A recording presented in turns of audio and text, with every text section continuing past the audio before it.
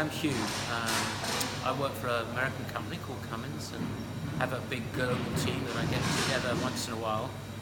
And I asked Alessandro to come and do a workshop, a Qigong workshop for my team a month or so ago.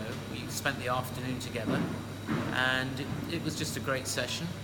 Alessandro taught us a bunch of new techniques. What I was really looking for was somebody to help us with some stress that a lot of our people take on, jet lag, and just techniques to make their lives a little easier and less stressful. And so we spent a whole afternoon with Alessandro and my team of 18. As I said, they were from Asia, South America, all over the globe. And it was just a great session. People felt very energized at the end of it. And we talked a lot about it after Alessandro left us, and people just felt great. And I hope they're going to be in touch with Alessandro afterwards. I'm sure they will. But I feel my team's somewhat new team.